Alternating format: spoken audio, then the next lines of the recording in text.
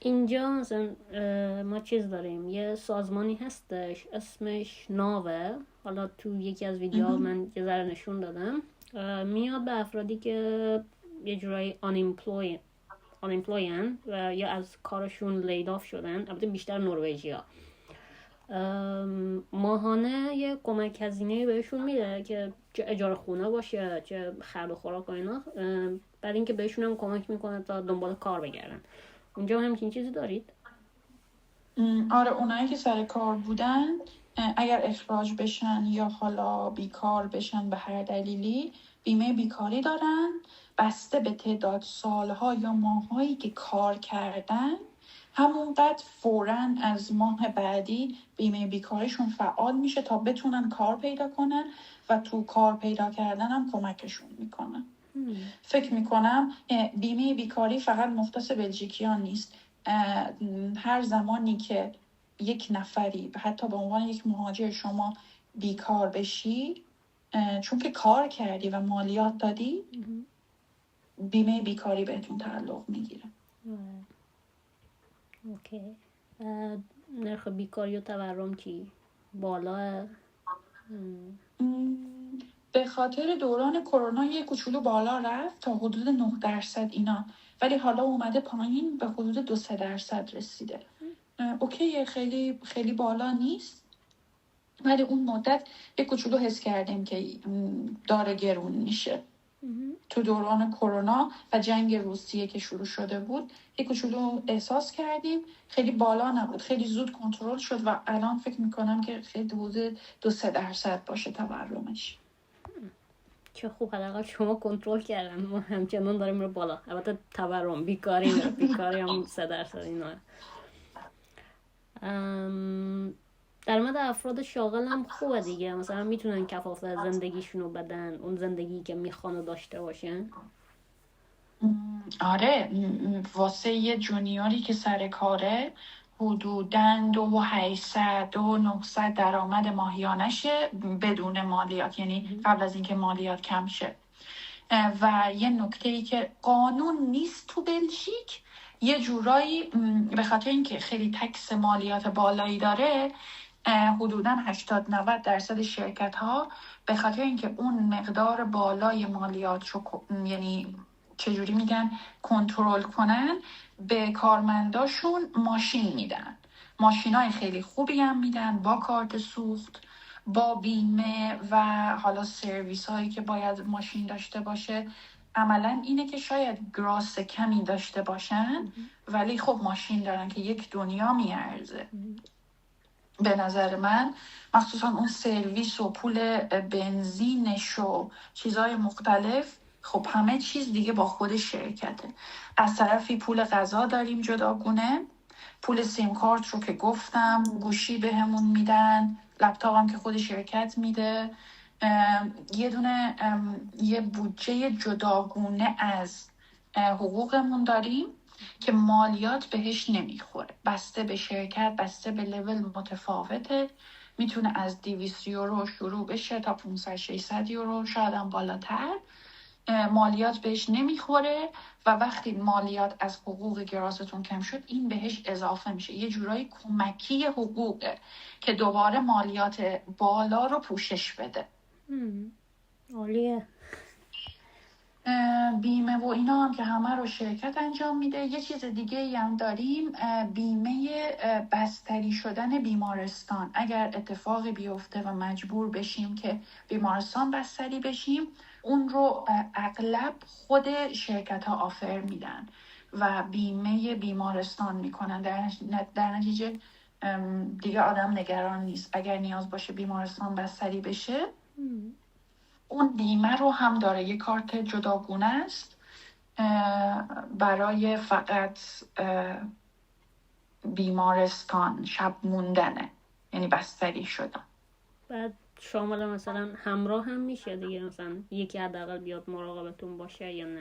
آره. اکثر من 1-2 بار رفتم پیش دوستام و نزدیکانم بیمارستان. خیلی خیلی بیمارستانشون خوب بود، همه چی داخل اتاقشون بود، تخت همراه، کامل همه چیز اوکیه. عالیه. اینجا ما چیز داریم، البته بسته به شرکت فرق میکنه. یا شرکت بهت هلث اینشورنس میده، یعنی از طرف شرکت داری که راحت تر بتونی بری پیش متخصص. در غیر این صورت باید 4 ماه 5 ماه تو نوبت متخصص بمونی، اونش خیلی بده. ولی برای بیمارستان مطمئن نیسته، ولی میدونم یکی از همکارا مثلا 1 ماه جراحی داشت اینا دیگه، شرکت حلش کرد براش. درسته. این همون، یعنی یک بیمه اجتماعی داریم که یعنی اجباریه از طرف دولت باید داشته باشیم. این علاوه بر اونه که خود شرکت ها انجام میدن واسه حالا عملای جراحی. شنیدم که برای زایمان اصلا نیازی نیست پولی داده بشه، حالا یا دولت میده یا بیمه‌ای که از طرف شرکته. اینجوری مکمل هم هستن میتونم بگم. و اینکه مثلا پایی بشکنه، دستی، حالا هر اتفاقی که نیاز باشه شب آدم بیمارستان بمونه دیگه، اون وقت با اون کارتی که شرکت بیمتون کرده میتونید برید و خب پوشش خیلی خوبی هم داره. عالیه. حالا که فعلا تو همین مبحثیم، چیز چی؟ این مرخصی بعد زایمان چی؟ به آقایونم تخصص آقایون شنیدم، آره آقایون دارن. فکر میکنم ماکسیموم 3 ماه یا 2 ماه. خانوما 6 ماهن. حقوقشون هم که همونقدر میمونه نه؟ آره دیگه حقوقشون هم میمونه همونقدر. عالیه. دیگه چی؟ بعد فرقی هم هست بین این که مثلا تو پایتخت زندگی کنی یا شهرهای نزدیکش، هم از نظر بگیم بیشتر از نظر درآمد بگیم. درآمد بروکسل اگر شرکت اینجوریه که درآمدایی که تو بروکسل بالاتر از فلندرز، اینجوری میتونم بگم، دولت داش زبان و بالاتر از قسمت فرانسوی زبان هم از همچنین اینجوریه بالاتره. و این که نکته دیگه اینه که برای مهاجرا نیازه که شرکت اسپانسر ویزای کارشون بشه. اون موضوع شما باید حقوقتون یک مینیمومی رو به یک مینیموم حقوق برسه در سال که اون شرکت اجازه داشته باشه شما رو استخدام کنه. بهش میگن highly skilled salary. واسه بروکسل حدوداً 52,000 تا در ساله. شما باید حقوقتون حداقل 52,000 تا باشه که اون شرکت، حالا هر شرکتی، بتونه اسپانسر ویزای کارتون بشه. برای دولت فلندرز حدوداً 46,000 یوروست در سال و دولت والونی هم شبیه بروکسل 50,000 تا 52,000، بین 50 تا 52,000 تاست. در نتیجه زیر اون نمیتونن. ولی برای دولت فلندرز یک قانون دیگه‌ای وجود داره. اگر شما زیر 30 سالید نیازی نیست که حقوقتون 46,000 تا باشه، با مینیموم 36,000 تا هم ویزاتون میکنن. صرفاً به خاطر اینه که زیر 30 سال سن دارید. آره دیگه، چون انتظارم ندارم تجربه داشته باشی. آره، اما به محض اینکه به 30 سال رسیدید باید حقوقتون مثل بقیه افراد باشه. دوباره میره رو 46,000 تا. در نتیجه این یه آپشن خیلی خوبه، مخصوصا واسه بچه‌های مثلا ارشد که میان اینجا. تو فلندرز راحت تر میتونن کار پیدا بکنن و خب راحت تر هم اونا میتونن اسپانسر ویزاش بشن، چون حقوق اون مینیمومه راحت تر میشه.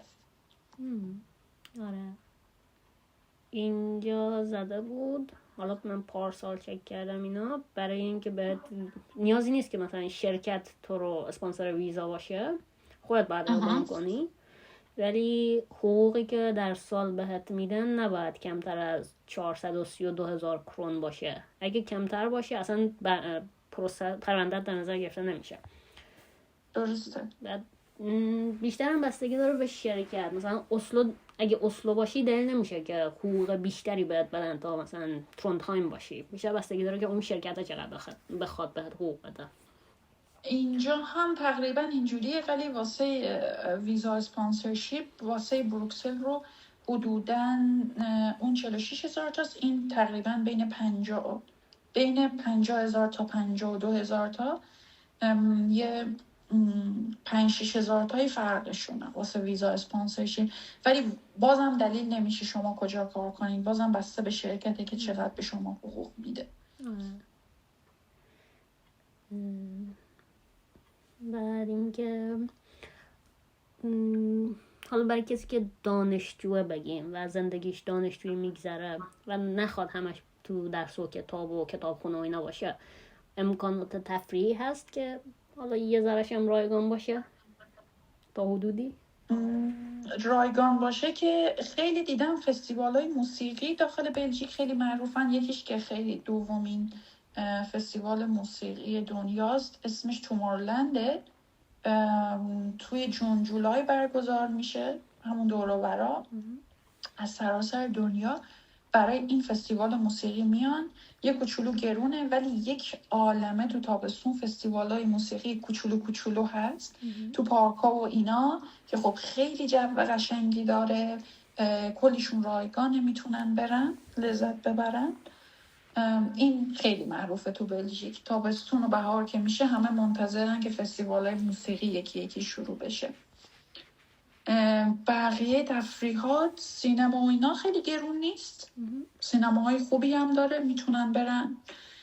دیگه پارکای خیلی قشنگی داره، فضای سبز خیلی قشنگی داره. خیلی کوه و اینا نداره، ولی یه قسمتی هست که خیلی به لوکسامبورگ نزدیکه، بهش اقدن میگن. و شهر اسپا که اولین آب معدنی اسپا از اونجا میاد. اونجا یه کوچولو کوه داره، خیلی بلند نیست، واسه هایکینگ و اینا میتونن برن، خیلی قشنگه.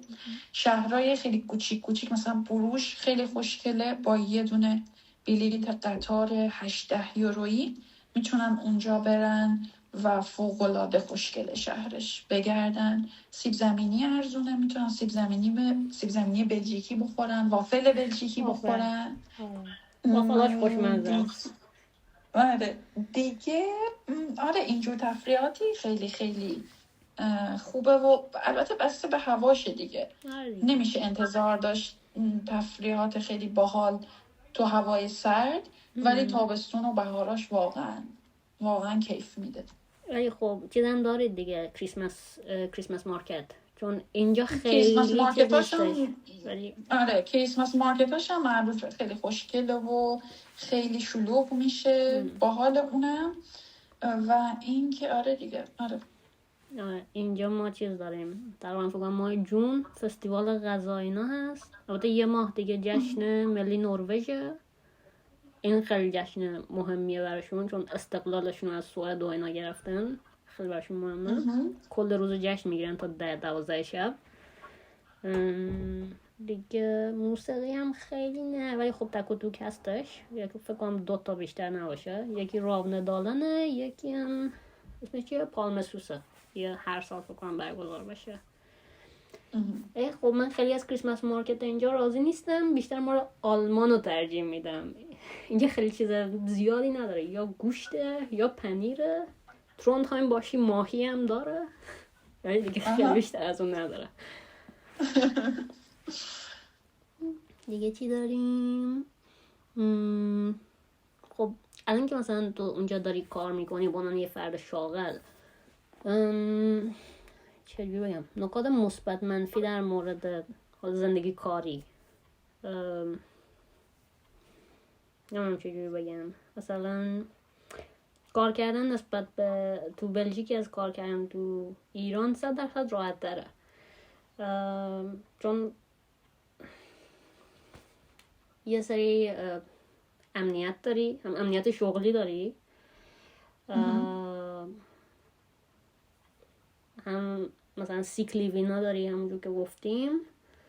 و از نظر منفی چیزی داره که مثلا به ضرر تو تمام بشه؟ منفی کار کردن شاید همون مالیات بالاش باشه که فکر میکنم بلژیک بالاترین مالیات رو تو اتحادیه داشته باشه.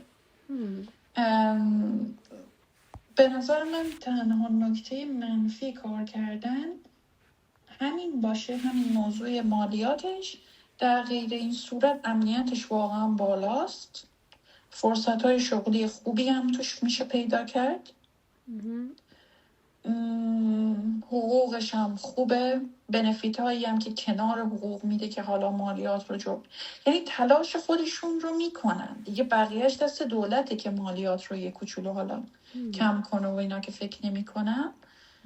وگرنه شرکت ها واقعا تلاش میکنن. مثلا ما اینجا حقوقمون 12 بار در سال نیست، 13.92. یه حقوق اضافه توی جون داریم که میتونیم باش مسافرت تابستونی بریم. یه دونم آخر کریسمس داریم، اول ژانویه، واسه مسافرت کریسمسمونه. مالیات اون حقوق بیشتر از حقوق نرمالیه که ماهیانه میگیریم، به اون حقوق بیشتر میخوره، ولی یه چیز خوبی دست آدم رو میگیره و واقعا یه حس خیلی خوبه که 2 بار در سال ما تقریبا 1.7 حقوق میگیریم، یه دونه کامل به علاوه یه دونه دیگه.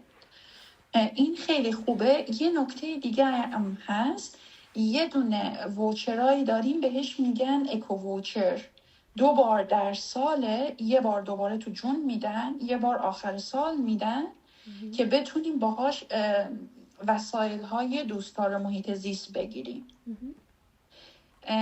حدوداً بسته به شرکت مینیموم 200 یورو هر کدومش، یعنی در مجموع 400 تا 500 یورو میدن. 600 هم میتونه باشه، 600 یورو در سال. در نتیجه شما مثلا اپل واچ یه دونشه به خاطر اینکه ورزش میکنی و حالا میتونه کمک کننده باشه، 2 چرخه و یا حالا وسایل الکترونیکی که برچسب سبز داره تو فروشگاه ها وقتی میرین هست که این رو شما میتونید با اکوچک بگیرید. جالبه، خیلی خوبه. این مزایای عالی دارید اینجا نداریم. آره، به خاطر مالیات زیادش واقعا شرکت ها، یعنی نمیدونم دولت اجبارشون میکنه، چون واسه همه شرکت ها اینا یکسانه. یعنی اکوچک فقط برای شرکت ما نیست، برای همه است. یا 13.92 جزئی از قانون بلژیکه که وقتی میخوان اون مینیموم سالری سالانه رو برای ورک پرمیت حساب کنن، سالری گراس ماهیانتون رو ضرب در 13.92 میکنن. جالب. در نتیجه خیلی خوبه. داخل هلند اینجوری نیست، آلمان هم اونجوری نیست، 12 میگیرن. ما اینجا چیز میکنن که 26 روز تعطیلاته که تعطیلات با حقوقه، حالا هر موقع گرفتیش. بعد میان ماه نوامبر میگن که ما برای دسامبر مالیات رو کمتر میگیریم، ولی از اون طرف ماه جون مالیات رو بیشتر میگیرن که اینو خنثی کنن. واسه ما مالیات اون همش یکسانه، فقط همین حقوق اضافه میشه بهمون و حالا همون اکوچکی که بهمون میده که حالا کمک کنن چیزی که دوست داریم رو بخریم. ما این کلک رو میزنیم که دسامبر خوشحال شی که من یه ذره پول بیشتر گیرم، بعد میتونم برم خرید کنم و اینا. بعد ماه مارچ هم که این تکس اسسمنتت میاد، بعد بگی که خب اینایی که تو سیستم هست آره درسته، من اینقدر خرج کردم، شرکت اینقدر بهم داده و اینا، مثلا درسته. بعد از اون طرف هم یه ذره میاد مالیات بهت پس میده طبق اینی که حالا یا پس میده یا میگه که لطف کن بهم پس بده دیگه، باز حالا خوشحال میشن. البته یه چیز دیگه هم که من شنیدم، همکارا میان به رئیسشون میگن که بیا از ما یه ذره مالیات بیشتر بگیر، یعنی قبل اینکه حقوقمونو بدی یه ذره بیشترشو به مالیات بده که ماه مارچ که این تکس اسسمنت و اینا انجام میشه من پول بیشتری دریافت کنم. اون موقع خب یه جورایی چون دولت این پول رو پیش خودش نگه داشته باید اینترستشو باید بده و اوه اینترستش هم بهت میده. بعد مثلا بگیم تو چیزی حدود 1000 یورو آخر سر گیرت میاد و میتونی بری با اون یه چیز که دلت میخواست و بخری. بعضی مردم این کار میکنن. واسه ما تکس سال پیشمون حدوداً 850 یورو اینجوری های برگشت بهمون.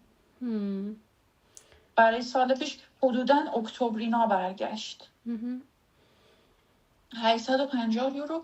ولی اینجوری نیست که مالیات کم بشه یا زیاد بشه، ثابته. 2 تا حقوق بیشتر میگیریم با اکوچک و اینکه 27 روزم مرخصی داریم و اینکه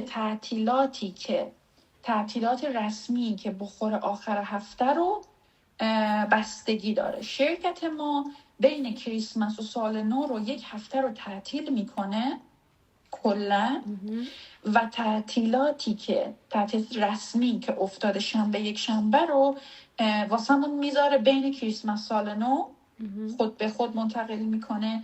بعضی از شرکت های دیگه میگن به 27 روزت اضافه میکنیم، هر وقت دوست داشتی بردار. شاید من باید بیرم اونجا. اینجوری که داری حرف میزنی خیلی بهتره از اینجا. به خدا خیلی کشور خوبیه، فقط خیلی مارکتینگ نشده روش.